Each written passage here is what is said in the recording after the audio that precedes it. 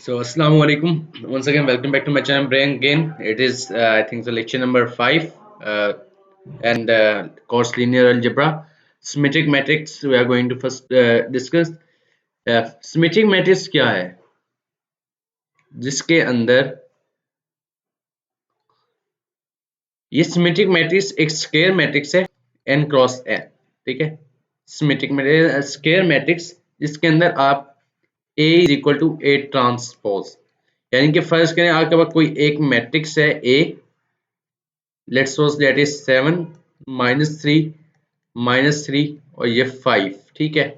तो ये जो है जब आप इसका A ट्रांसपोज लेंगे तो ये आ जाएगा 7, इस कॉलम को मैं रो में लिखूंगा 7 - 3 और ये वाला फिर मैं इस कॉलम को रो में लिखूंगा डेट इज -3 एंड 5। तो आप देख रहे हैं ये इसमें कोई फर्क नहीं पड़ा इन दोनों में, ठीक है। तो that means A is equal to A transpose and this A matrix is symmetric matrix, okay। तो अब हम इसकी कुछ प्रॉपर्टीज की बात करेंगे कि if A and B are symmetric with same size and K is any scalar, अगर हमारे पास दो सिमेट्रिक मैट्रिसेस आ जाएं, इसका भी ऑर्डर n क्रॉस n हो और B भी n क्रॉस n हो और दोनों इस सिमेट्रिक हो और K कोई स्केलर हो इनके साथ, ये एक प्रॉपर्टी की मैं बात कर रहा हूँ इसकी, तो आप A ट्रांसपोज लें, वो भी सिमेट्रिक है, ठीक है। आप देख सकते हैं मैं A ट्रांसपोज को अगर एक मैट्रिक्स B कंसीडर कर लूं तो फिर मैं B का ट्रांसपोज लूं तो वो B transpose is equal to B है, ठीक है। और अगर मैं A प्लस B लूं या A माइनस B तो ये भी सिमेट्रिक होंगे, ठीक है। अगर मैं एक मैट्रिक्स C ले लेता हूँ, C को मैं नाम देता हूँ A plus B is equal to C, A minus B is equal to C, तो दे आर सिमेट्रिक, ठीक है, यानी कि C भी सिमेट्रिक होगा। अच्छा, अगर मैं एक और K कांस्टेंट है मैं उसको A मैट्रिक्स से करता हूँ तो ये KA, अगर मैं इसको कोई मैट्रिक्स D का नाम देता हूँ तो ये D मैट्रिक्स भी सिमेट्रिक होगी। अब मैं कुछ और प्रॉपर्टीज की बात करता हूँ इसी की, ठीक है। I am selecting the razor.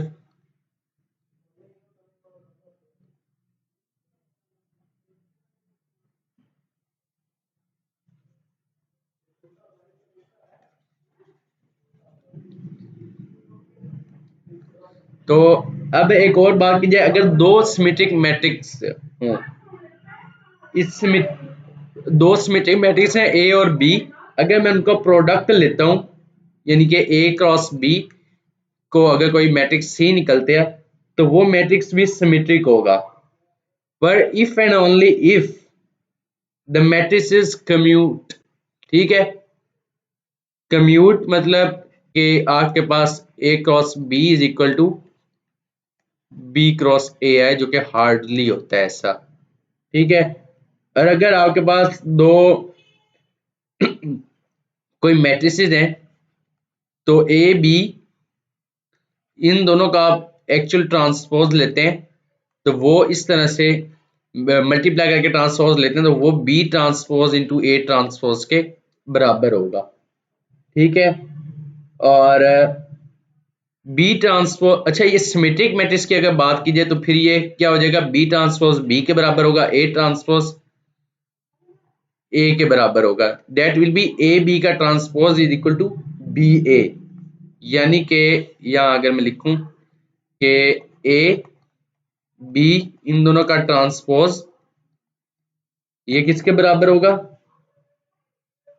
A B के बराबर हो जाएगा, यानी कि इसको फिर मैं बी ए को ए बी भी लिख सकता हूं, अगर किस तरह, अगर ए बी जो है वो बी ए के बराबर हो, ठीक है, कम्यूट कर रहे हो अगर। खैर ये प्रॉपर्टीज है कुछ, और फिर इसके बाद हम चलते हैं आगे। तो एक एग्जाम्पल है, एग्जाम्पल नंबर 5 है गालबन जी।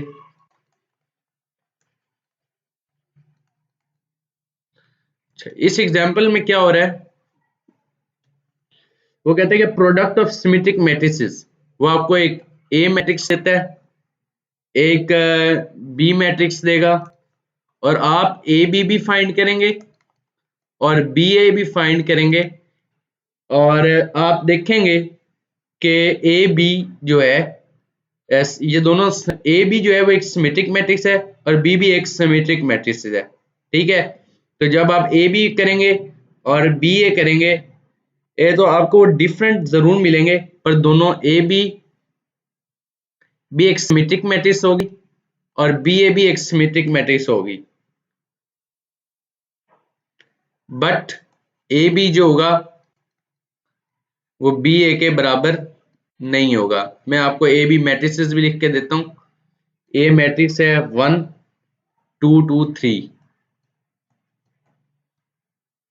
और बी मैट्रिक्स है आपके पास -4 1 1 0। ठीक है, अच्छा दूसरा पार्ट है इसी एग्जाम्पल का।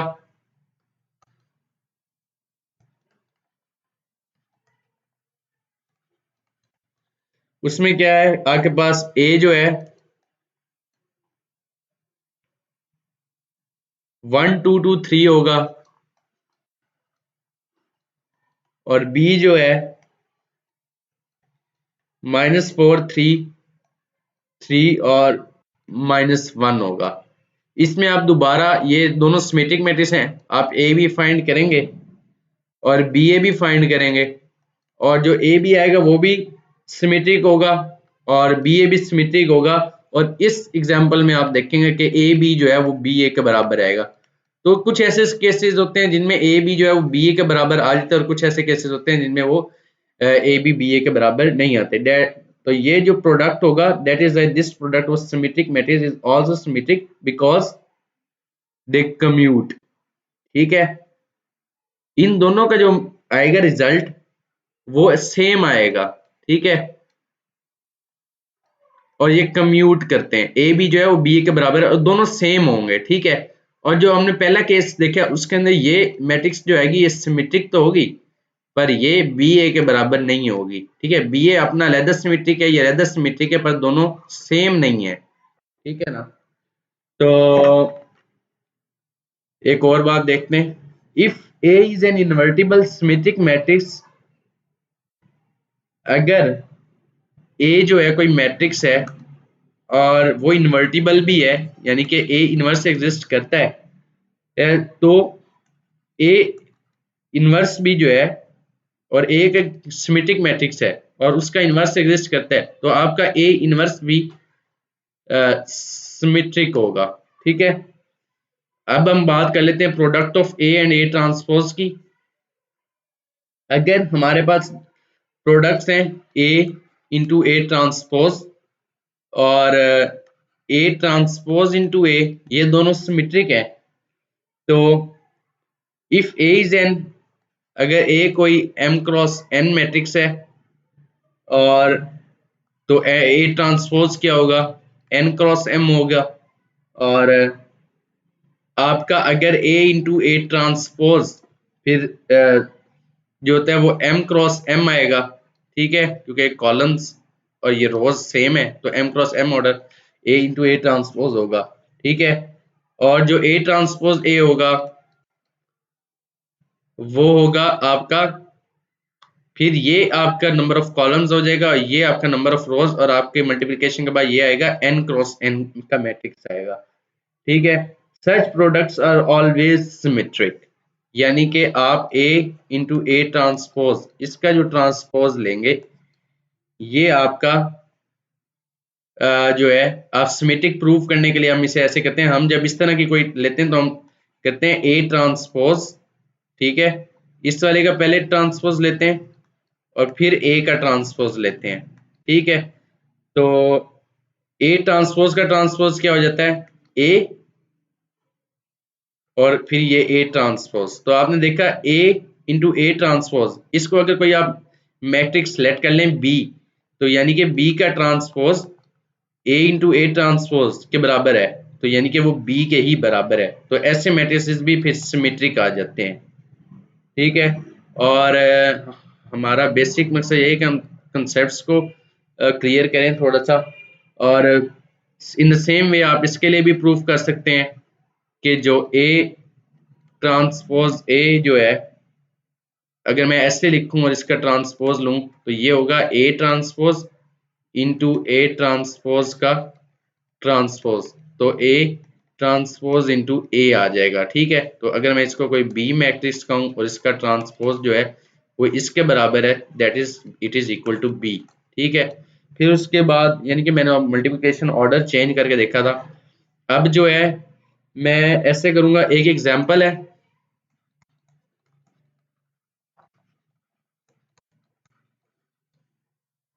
तो एग्जांपल के अंदर product of a matrix and it's transpose is symmetric. आपने प्रूव करना, आपको एक ए मैट्रिक्स दी जाएगी, ठीक है, 1 - 2 4 3 0